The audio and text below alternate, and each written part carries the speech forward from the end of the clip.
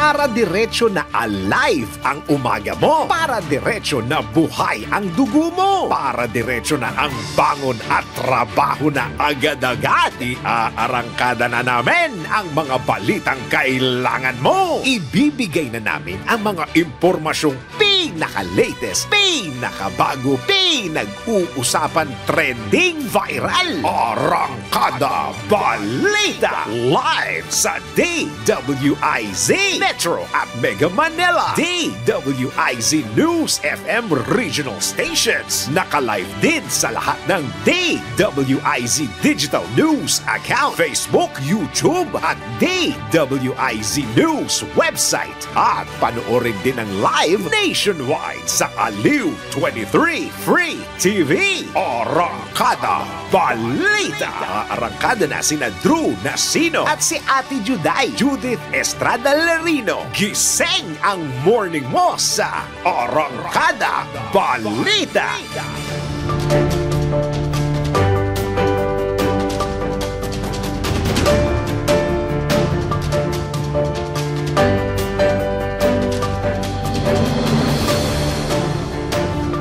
Sa oras na 4 sandali makalipas po ang alas 5 na ng morning, silipin na po natin ang mga umaarangkadang ulo ng mga balita. Arangkada Balita. Pagsasagawa ng background checking sa mga kandidato, inihirit ni Senate President Juan Miguel Zubiri. Arangkada Balita.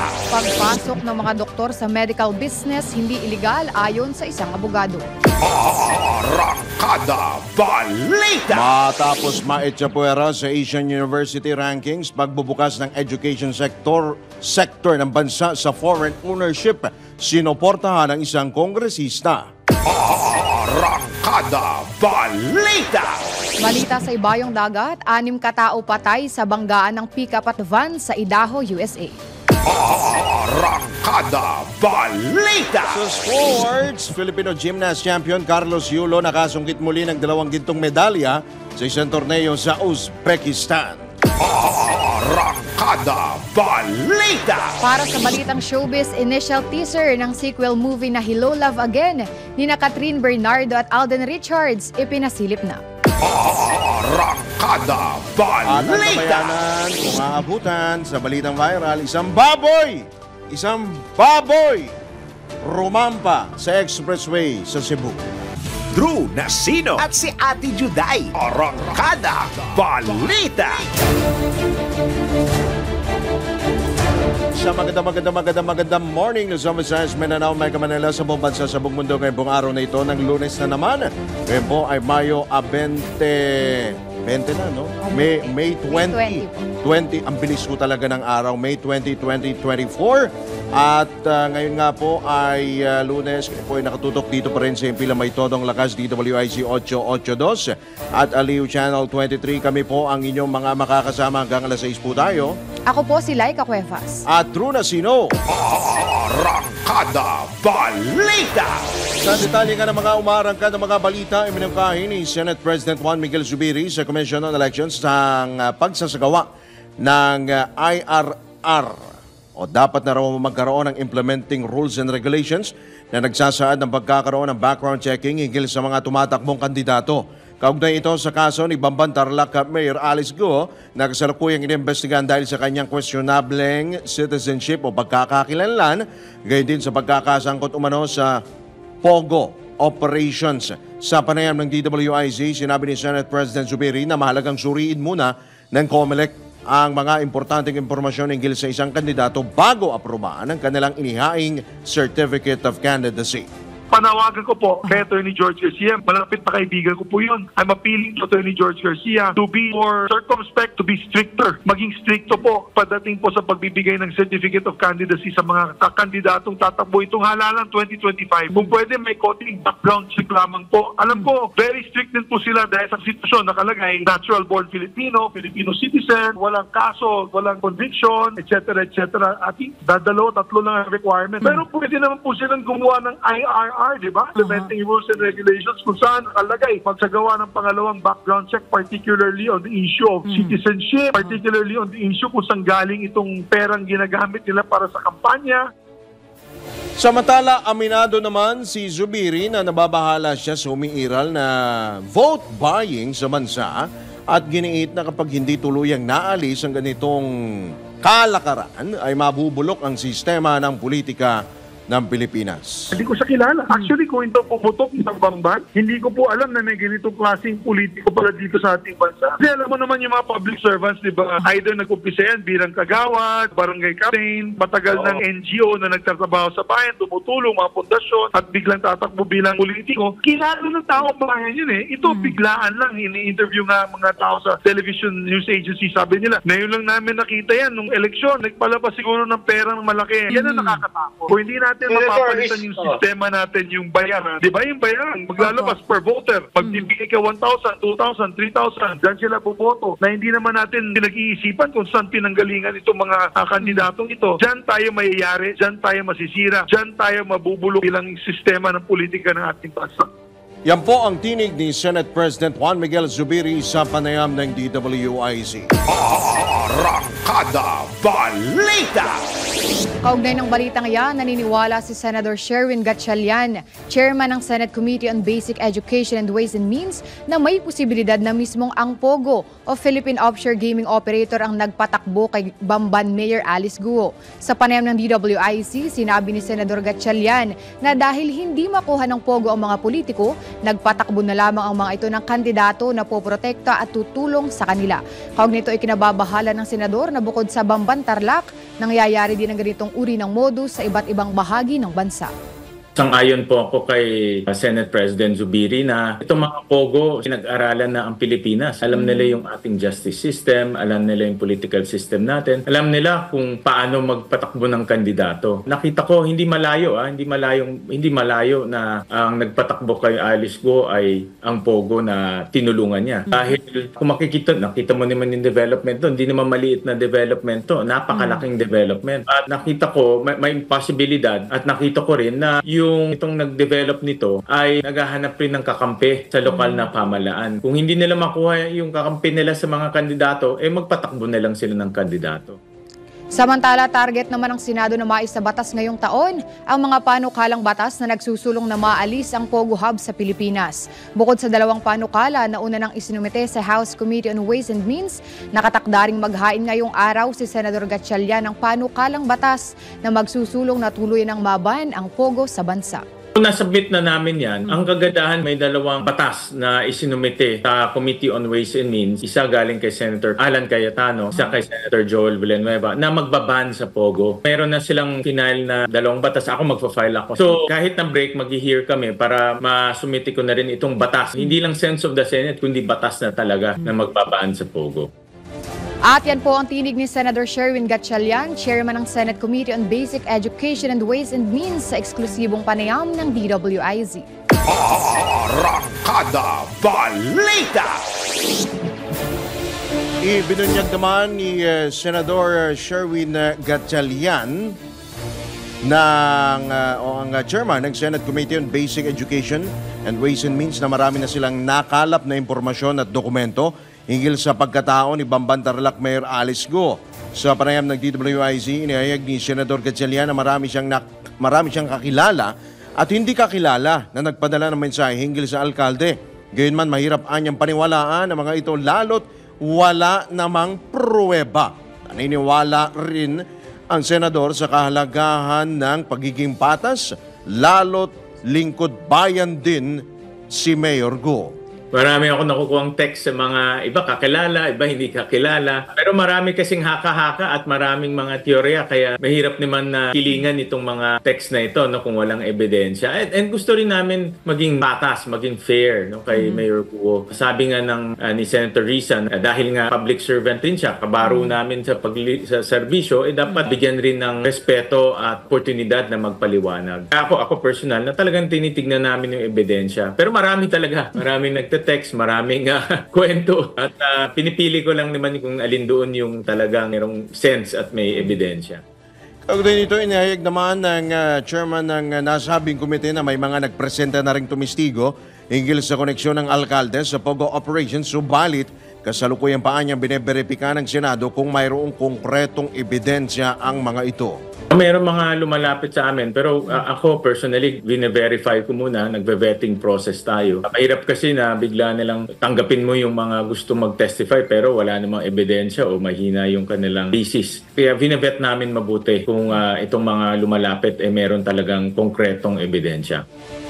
Yan po ang tinig ni Senate Committee on Basic Education and Ways and Means Chairman Sherwin Gatchalian sa panayam ng DWIZ. Arangkada Balita!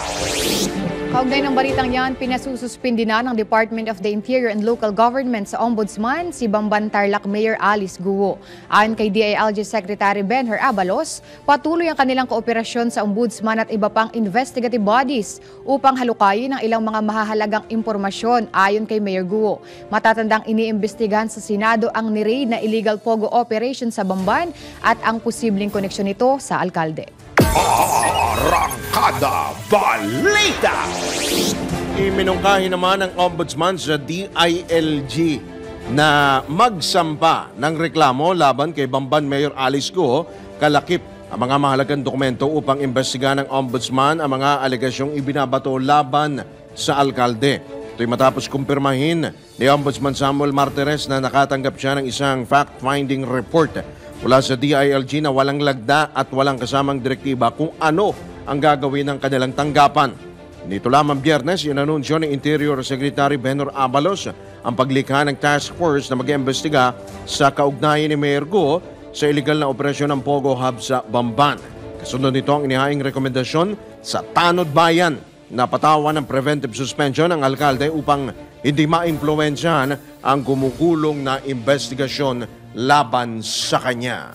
Arangkada Balita! Samantala, nilinaw ni Pangulong Ferdinand Marcos Jr. na walang ibig sabihin ang mga kumakalat niyang literato kasama ang kontrobersyal na alkalde ng Bamban Tarlac na si Mayor Alice Guo. Ito ay matapos i-post ni Mayor Guo ang mga literato kasama ang Pangulo kasunod ng pahayag ni Pangulong Marcos na hindi niya ito kilala.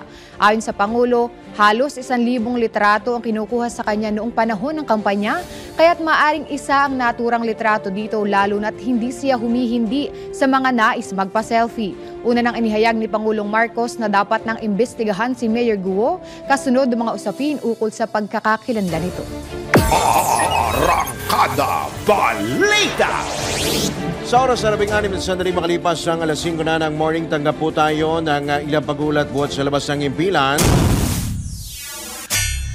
Ito na yung sinasabi ho natin, last week pa, antas ng tubig sa Angat Dam sumadsad na sa below minimum operating level. Ang pag-uulat buhat kay Patrol 30 Jelly Mendez. Sumadsad na sa minimum operating level ang antas ng tubig sa Angat Dam simula kahapon.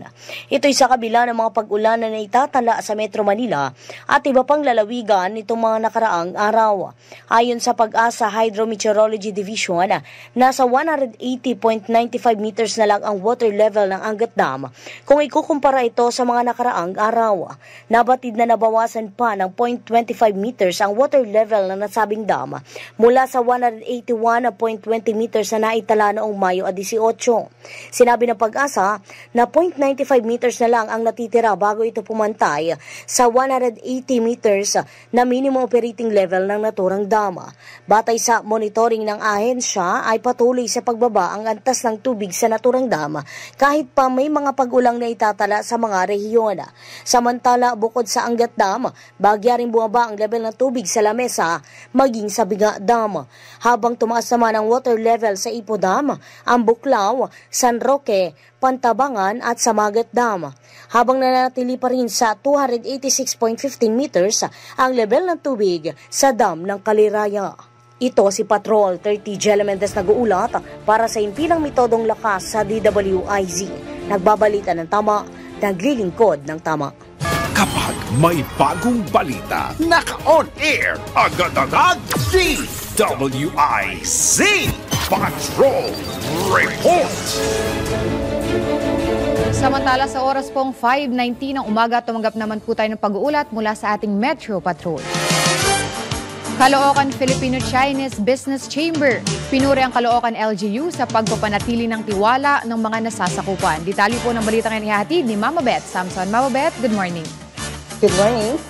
Pinuri ng Filipino-Chinese Chamber of Commerce Incorporated ang liderato ni City Mayor Diel Gonzalo Along Malapitan sa progresibo at makataong mga programa kamakailan ng Social Weather Stations o SWS Survey na nagpapakita ng malakas na tiwala at kasiyahan mula sa kanyang nasasakupan. Sa SWS Survey, 9 sa 10 Caloocan citizen ay kontento sa pamamahala ni Malapitan at ng ama nitong si District 1 Representative Congressman Oka Malapitan at ang lungsod ay nasa tamang landas o direksyon pagdating sa pagpapaunlad ng ekonomiya ng lungsod at kalidad ng pamumuhay. Nagpaabot ng papuri si Mr. Romeo Tan, presidente ng CCFCCI sa alkalde at inirekomenda ang Caloocan bilang City Mayor's Brand of Governance at nangako ang pagpapatuloy ang tambalan sa lokal na pamahalaan dahil kitang-kita na ang mag-ama ang mga pagkakatiwalaang lingkod bayan ngayon sa lungsod ng Caloocan. Pinasalamatan naman ni Mayor Along ang lahat ng batang Kangkalu sa pagtitiwala sa kanyang pamumulo sa kabila ng ang pangunahing layunin ng pamahalang lungsod ay kung paano mabibigyan ng pinakamaayos na serbisyo publiko kahit walang parangal at walang pagkilala. Masayang alkalde dahil patunay lang ito na nararamdaman ng mga kababayan ang magagandang epekto ng mga programa ngunit hindi nakakalimutan na ang unang prioridad ay pagsilbihan ang taong bayan ng may aksyon at malasakit. Ako si Metro Patrol Beth Samson para sa Himpilang Metodong Lakas, DWIZ. Nagbabalita ng tama, naglilingkod ng tama. Arangkada Balita! Sa magpapatuloy pa rin ang ilang pa mga balita, itinanggi naman ni Senador Amy Marcos na malapit na kaibigan niya si Bamban Tarlac Mayor Alice Go. Ayon kay Senador Marcos, unang beses niyang nakita ang alkalde nang dumalo siya sa isang event ng DSWD sa Bamban noong isang taon. Nilinaw naman ng senador na hindi siya kasama sa investigasyon ng mataas na kapulungan kaugnay nga sa citizenship ni Go na idinadawid sa Pogo operations sa Bamban kasunod ng kumakalat nilang letrato sa social media. Arangkada Balita! At sa oras pong 5:22 ng umaga, tumanggap po tayo ng pag-ulat mula sa lalawigan. Operasyon sa illegal gambling ikinasa ng PNP Gonzaga, Cagayan. Detalye po ng balitang inihahatid ni Ronald Domingo. Arestado ang sospek habang nagawaang makatakas ang dalawa nitong kasama sa pagbibiyahe ng illegal na kahoy sa barangay San Jose, Gonzaga, Cagayan.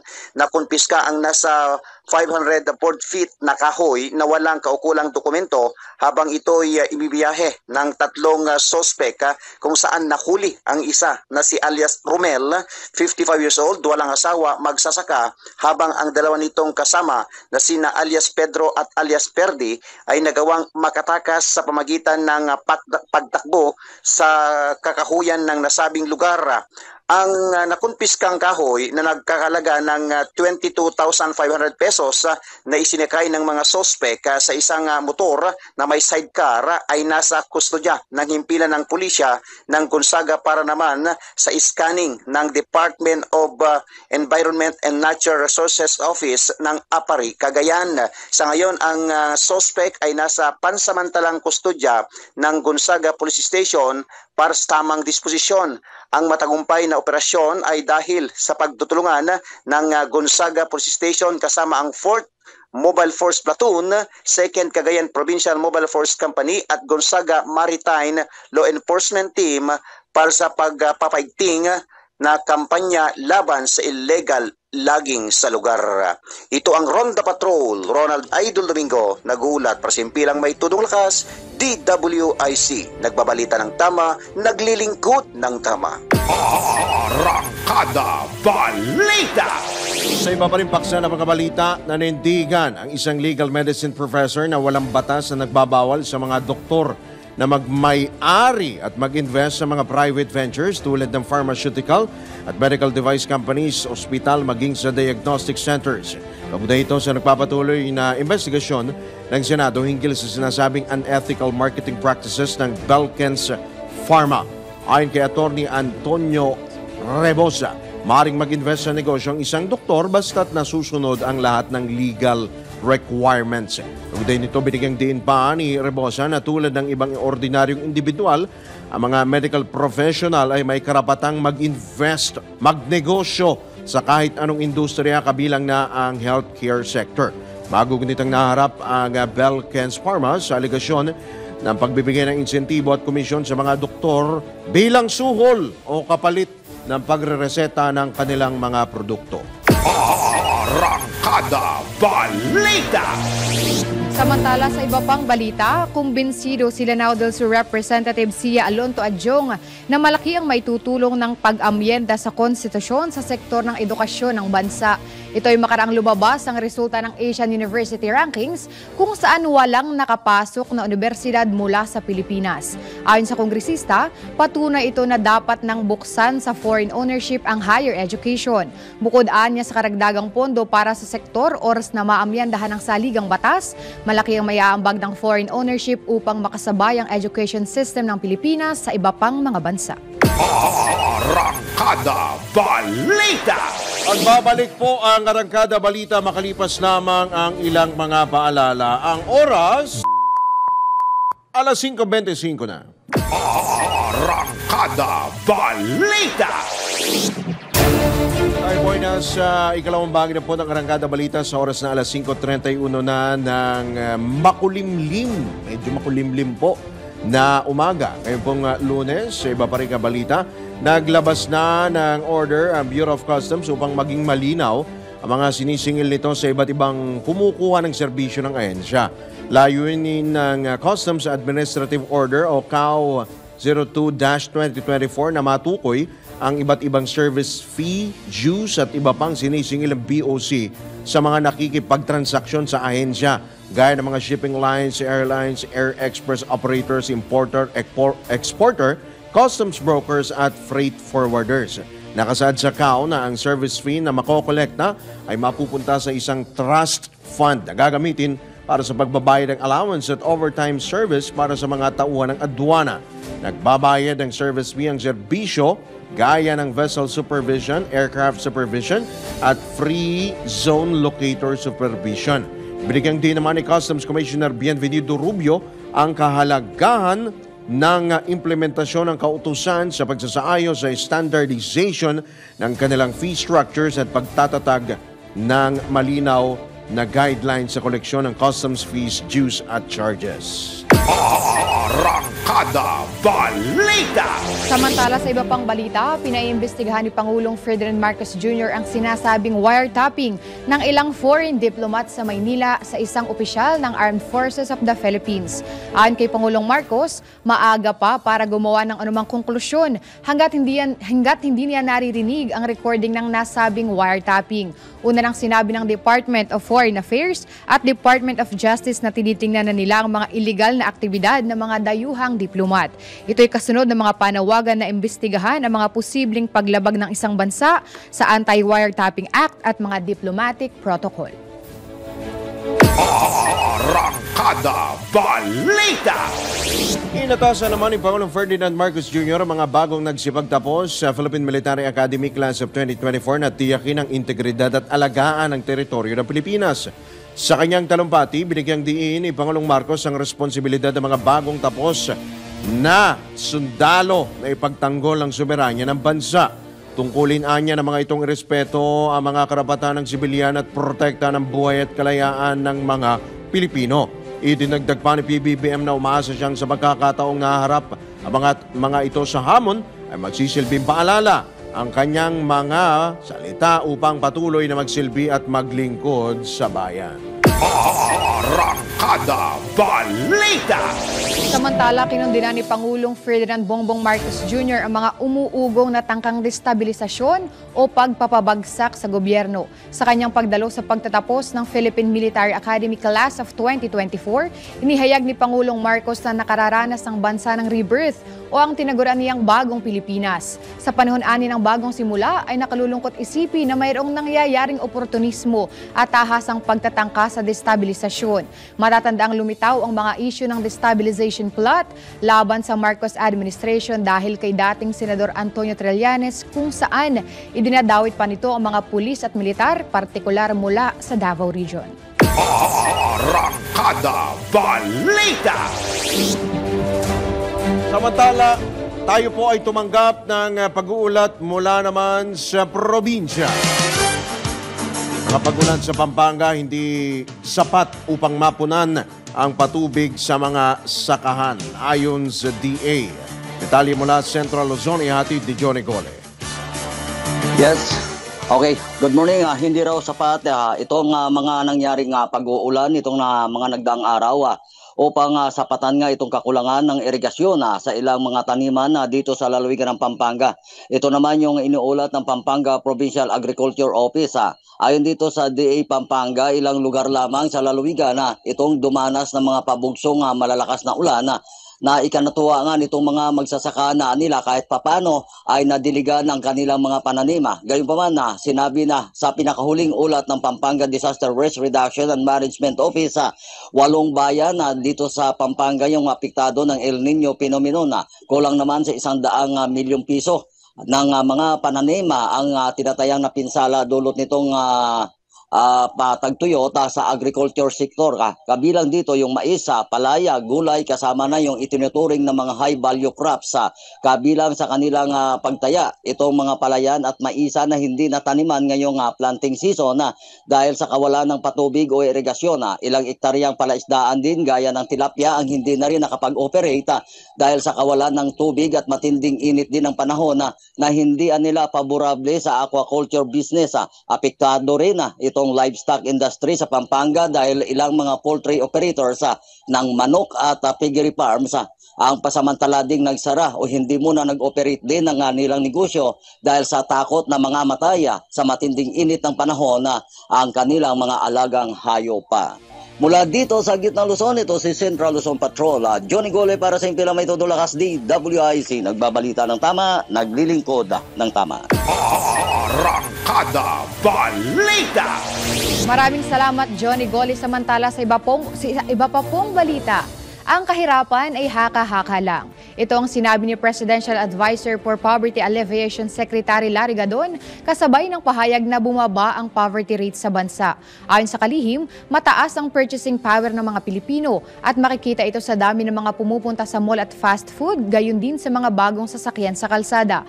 Mula sa 24.7% noong 2023, sinabi ng opisyal na bumaba ang poverty rate sa 23.4% sa kasalukuyan. Hindi naman tinukoy ni Secretary Gadon kung saan nagmula ang kanyang datos at idinagdag pa na ang 1.3% na pagbaba ng kahirapan ay katumbas ng 11 milyong Pilipino. Samantala sa tala ng Philippine Statistics Authority, wala pang kabuoang datos kaugnay sa poverty rate ng bansa para sa kabuoang taon ng 2023. Arangkada Balita! Alright, sa oras na 5:38 na ng morning, tayo po ay pinalad sapagkat makakausap po natin mula ho sa Mindanao, wala po sa BARM. Pag-usapan po natin yung BARM elections. Ito po ay parliamentary elections. Iba ito doon sa karaniwan pong election. Ito po ay regional elections. At tama-tama, nasa kabilang linya po natin si Governor Abdussakur Tan ng lalawigan ng Sulu. Magandang umaga po, Governor. Welcome po sa DWIC LU23. Drew Nasino po at Laika Cuevas, Gov. Good morning po. Good morning, Laika, Mr. Nasino. Apo, Drew na lang po, Gov. Drew na lang po. Marami pong salamat. Sige, Drew. Salamat po sa inyo pong pagpapaunlak. Gov, ito pong lumalabas po na balita ay nagsanib puwersa na po, ang mga magkakalaban pong politika, mga political groups sa Mindanao para po sa kayo po ay suportahan, karamihan po dyan, mga dati pong political rivals, nagkaisa po para po ihayag ang kanila pong suporta sa inyo sa Bangsamoro Parliament election sa May 2025 bilang Chief Minister. Gov, ano hong initial reaction nyo po rito? Napakasaya po tayo at nagpapasalamat tayo sa Allahu Ta'ala na ganon ang pagsusuporta ng lahat ng mga namumuno sa iba't ibang probinsya dito sa BARM. So, of course, masayang-masaya tayo at nagpapasalamat din tayo sa mga kababayan natin dito sa Sulu. Lahat sila ay ang dami nilang pumunta kahit mainit ang araw ay hindi sila umalis sa kung saan kami nagkaroon ng pagtitipon. Opo. Gov, sa makatwid ho ba nito ay wala nang, kumbaga, joint force na, wala na hong makakalaban? Inaasahan ho ba natin na magiging peaceful ang eleksyon dyan po sa BARM? Ganon po ang natin dahil wala nang yung mga leaders talaga ng mga kanya-kanyang probinsya ay magkaisa na, kagaya ni Governor Teng, Secretary Teng Mangudadato ng TESDA, pati yung asawa niya, si Governor Bay Mariam Mangudadato ng Maguindanao, ganun din si Governor Bombit Adyong ng Lanao del Sur, ganun din ang Congressman ng Basilan na dating regional governor ng ARM ay nagpakita ng suporta nila at pumunta pa sila dito sa ating lalawigan ng Sulu last Saturday. At ganun din ang mga leaders, mga pamilya ng Maguindanao del Norte na gaya ni Mayor Tucao Mastura, si former speaker ng ARM, and former Congressman Ronnie Sinswat at mga iba pang mga pamilya ay nagsipuntahan dito sa layo ng Sulu. Ay pumunta sila dito sa Sulu para alam sa lahat ng tao rito na sila ay sumusuporta at nag-endorso na dapat daw ako na ang ini-endorso nila maging Chief Minister, inshallah ta'ala, sa 2025 eleksyon. Apo. Gov, bago ko kayo ibigay sa aking, ibigay yung susunod na katanungan sa aking partner. Ano hong partido ho kayo tatakbo sa ilalim po ng anong pong partido, Gov? Ako po ay tatakbo sa koalisyon, yung tinatawag namin BARM Grand Coalition. Ito'y kinabibilangan ng maraming partido gaya ng partido ng SIAP, SIAP ng Lanao del Sur, partido ng Itihad ng Maguindanao, partido ng BARM People's Party ng Basilan, at partido ng Salam ng Sulu. So ito'y maging BARM Grand Coalition po. BGC. Okay. So, hindi naman ho ba kayo PDP, Gov? PDP? Under pa ho ba kayong PDP? PDP pa po kami. PDP pa rin. Ako ngayon. Yung iba under lakas, yung kanya-kanya, yung iba nga may opposition, si Liberal Party, si Congressman Mujib Ataman. So, kanya-kanya, nagkaisa na ito lahat. Okay. Ayun, Gob. Sabi nga po, ito yung kauna-unahang parliamentary election. Ano po yung mga paghahanda na ginawa po ng lokal na pamahalaan? Meron po ba tayong awareness campaign, voters education campaign po sa probinsya, Gov? Or the first time ito, Gov? Sa ngayon, ang mga pinuno, in fact, lahat ng barangay officials, barangay kapitan, at saka mga kagawad nila ay kinakausap na ng mga mayors dati na sinasabi kung ano ang mga mangyayari sa 2025 na sa pag-eleksyon, at sinasabihan na natin na dalawa ang balota magiging sa eleksyon. Kaya dapat maging mabilis ang mga tao natin magboto. So yon ang pinaghahandaan ng ating mga leaders din natin dito. At of course, naghihintay tayo sa COMELEC na para kung ano ang sasabihin namin sa ating mga mamumoto. Taika. Opo. Gov, batid naman natin sa kasaysayan pag sinabing eleksyon sa Mindanao, yung stereotype na kaisipan ho ng mga Pilipino, magulo, madugo, kumbaga, kung ano-anong mga aberya.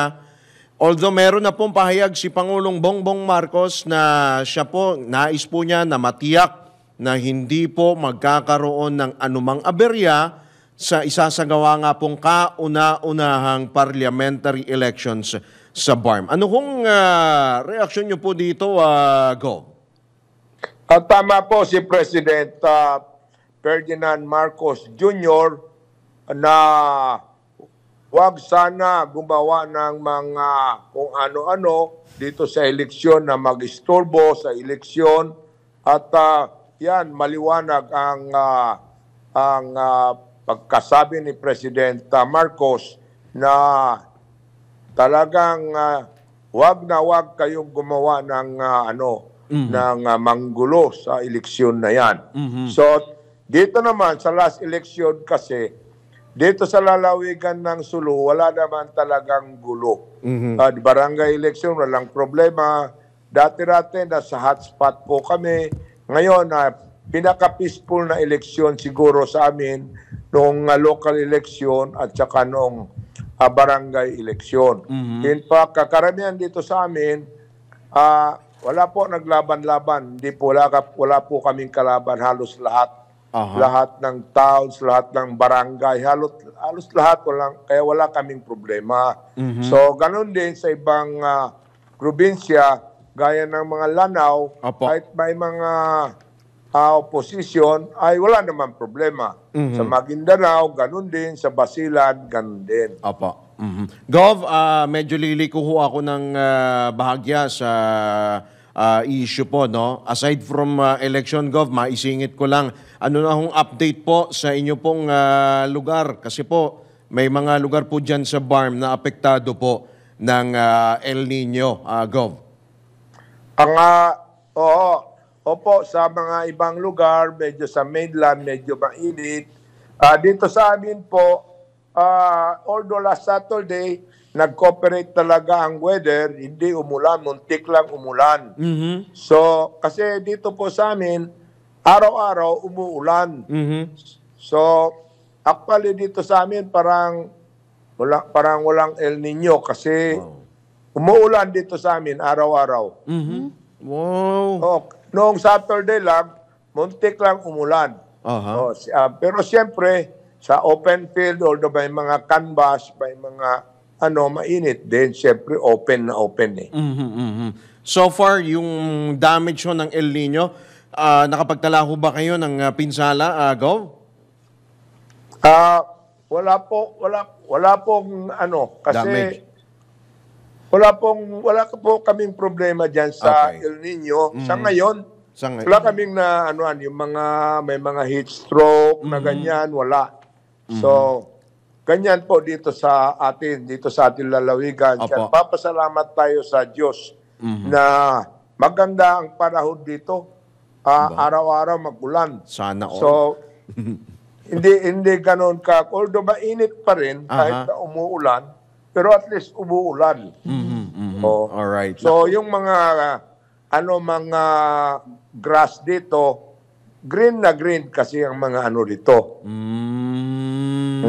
Ay, alright. Naku, sige po, Gov. Marami pong salamat sa inyo pong oras at baka meron pa ho kayo mga karagdagan pa mga panawagan sa inyo pong mga kababayan dyan po sa Sulu at sa mga taga-BARM.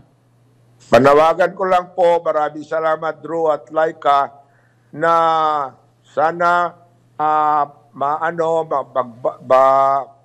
maganda ang natin, ang pag-eleksyon natin. Ito ay mag-eleksyon lamang para yung ating mga taong bayan ay sila na mismo ang pumili dahil ito ay first time na magkakaroon ng eleksyon at ito ay panahon ni President Ferdinand Marcos Jr. na pagkakaroon talagang sinabi na ni President Ferdinand Marcos Jr. na magkakaroon na ng eleksyon at sinabi na rin ni President Marcos na siguraduhin na walang manggulo dahil nandiyan yung batas at nandiyan ang kamay ng ating pamahalaan, ng armed forces at saka ng ating mga kapulisan. So yan po ay maliwanag sa aming lahat. So sana ay maging very peaceful ang ating eleksyon sa 2025 at sana may pakita ng buong BARM na tayo ay marunong din pala na sumunod sa mga kautusan at mga batas. Opo. So maraming salamat po. Drew at Laika. Thank you po. Salamat po, Gov. Magandang umaga po, inshallah. At ingat po kayo Inshallah. dyan, Gov. Salamat po. Good luck po, good luck. Maraming Salamat salamat. po. Alright, si Governor Abdul Sakurtan ng lalawigan po ng Sulu. Muli po magbabalik ang Arangkada Balita makalipas lamang ilang mga paalala. Ang oras, 9 minuto bago sumapit ang ganap na alas 6. Arangkada Balita! Mga balitang dapat alam mo kahit sa labas ng bansa. DWIZ Balita sa ibang bansa. 6 ang patay habang sugatan ng 10 iba pa sa banggaan ng isang pickup at mampaserong van sa Idaho, US of A. Ayon sa Idaho State Police, kinain ng pickup ang linya ng van sa Highway 20 ng Idaho Falls. Patay ang driver ng van at 5 pasahero nito habang nasa ospital naman ang 9 na iba pang pasahero ng van at driver ng pickup. Samantala wala pang pahayag ang Idaho Police kung saan patungo ang mga nasabing pasahero. Arangkada Balita! Sa mundo ng palakasan, ang latest malalaman sa DWIZ Sports News. Samantala, naiuwi ni Filipino at Olympic-bound gymnast Carlos Yulo ang 2 pang gintong medalya matapos ang 2024 Asian Gymnastic Union Men's Artistic Gymnastics Championship sa Uzbekistan. Tinalo ni Yulo sa vault event ang mga pambato ng Uzbekistan at Malaysia, gayon din ang kapwa Pilipino na si Juancho Miguel Bisana. Muli namang naungusan ng Filipino gymnast ng kinatawa ng Uzbekistan at maging China sa parallel bars. Sa kabuuan ay nakasungkit si Yulo ng 4 na gintong medalya para sa nasabing torneo matapos ding manalo sa mga kategoryang individual all-around at floor exercise. Arangkada Balita! Ito na ang latest, bagong-bago, fresh na fresh, DWIZ Showbiz News! Habol po natin ang last but not the least, ang ating pong showbiz. Inilabas na ang initial teaser ng pelikulang Hello, Love Again. Sequel po ito ng box office hit na movie na Hello, Love, Goodbye ni na Catherine Bernardo at Alden Richards. Ipagpapatuloy sa pelikulang istorya ni na Ethan at Joy, ang 2 overseas Filipino workers na nagtagpo sa Hong Kong at nahulog sa isa't isa sa maling panahon. 5 taon ang nakalipas, muling magkikita ang dalawa at sa pagkakataon ito, hindi na sa Hong Kong kundi sa Canada. Canada na po sila magkikita. Ang Hello, Love Again na nakatakdang mapanood sa big screen sa November 13 ay ang kauna-unahan ding pagtatambal ng GMA Pictures at Star Cinema. Arangkada Balita! Alright, wala na ho tayong oras. Masapit na po tayo sa ating pong pansamantalang pagpapaalam ngayong Monday morning. At baka may sino bang mga nagbe-birthday ngayon, Ate Iyas? Sino ang nagbe-birthday? Tama ba itong nababasa ko? Birthday pala kahapon ni Eliza Joy Quevedo, ang ating pong DWIZ Communications Assistant. Happy birthday kay Eliza at kay Chris Barrientos na 6-footer po ito, basketball player po ito, si Chris Barrientos, ating pong DWIC station manager dyan po sa Central Palawan. Maraming happy birthday po sa inyo. Yan.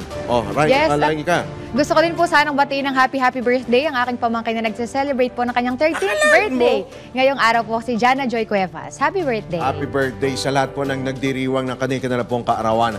At muli po, sa ngalan po ng buong tropa ng DWIZ LU23, sa ngalan po ni Miss Judith Estrada Larino, kami po ang inyong mga naging tagapaghatid balita. Ako po si Laika Cuevas. Ito naman po si Drew Nasino, nagbabalita ng tama. Naglilingkod ng tama. Susunod na Usapang Tol kasama sina Senator Francis Tol Tolentino at Cecil Villarosa.